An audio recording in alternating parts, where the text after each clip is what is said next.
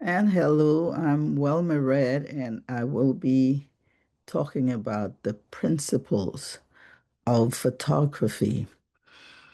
Photography is like introduction to videography.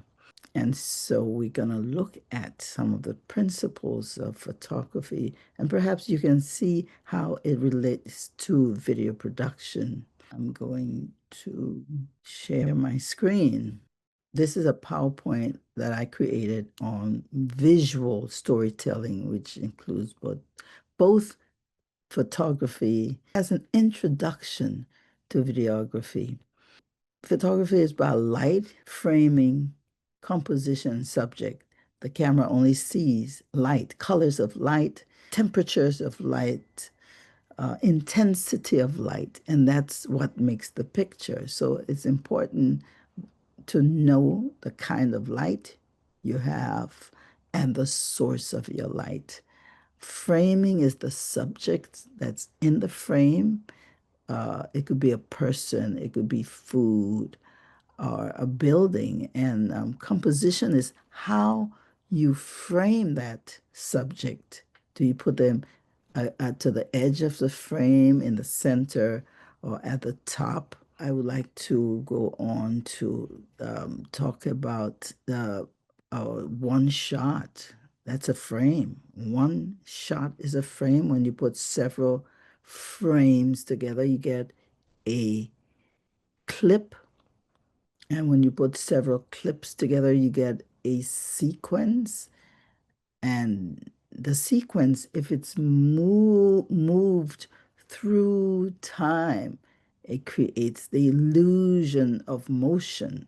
We want to look at types of shots: extreme wide, very wide, wide, cowboy, medium, full medium, and close up and extreme close up. There are three things I want to point out. The positioning of your subject. You may put the subject dead center, and that's a symmetry shot, a symmetrical shot. There's a good way of making a shot look symmetrical and not very good way, a bad way. The subject should be in the center.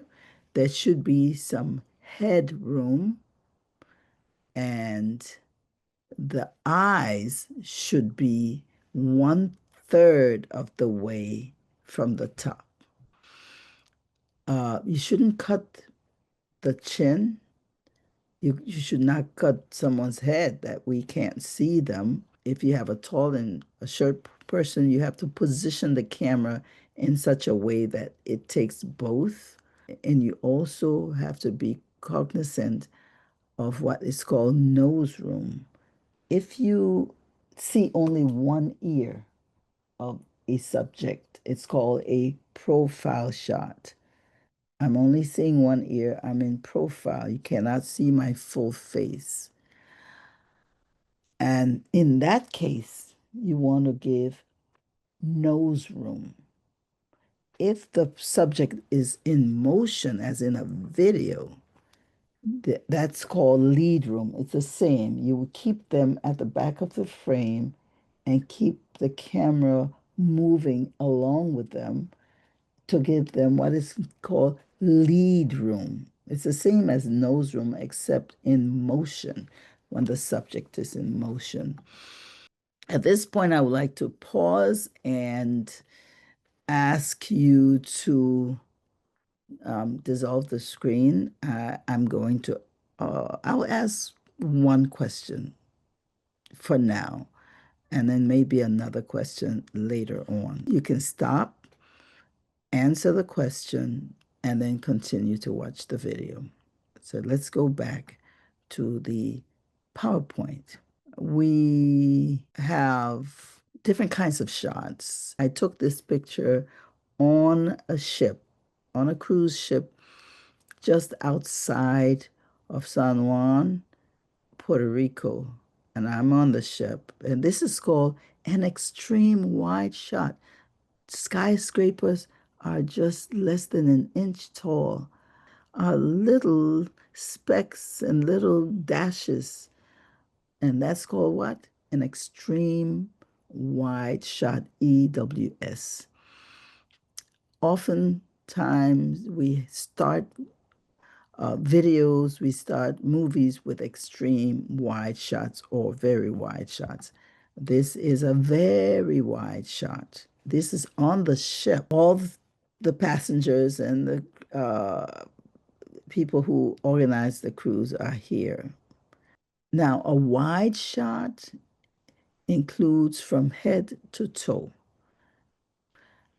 We do not want to be looking just at the ceiling or just at floor unless there's something happening there. This is a full medium shot. Remember, do not cut at the knees or the joints. You don't want to cut any shot at the joints. The cowboy shot is something that was developed for cowboy movies that shows, because they're still used, the holster with a gun. This is a medium shot. It's from the waist up. Again, there's headroom. The eyes at the 1/3 mark. And these grid lines are found in many cameras to help guide you to put the eyes around here, not in the center, not in the bottom, but at the 1/3 mark. This is a close-up shot. Again, the eyes will be 1/3 of the way down, but it's chest from the bust. And this is an extreme close-up.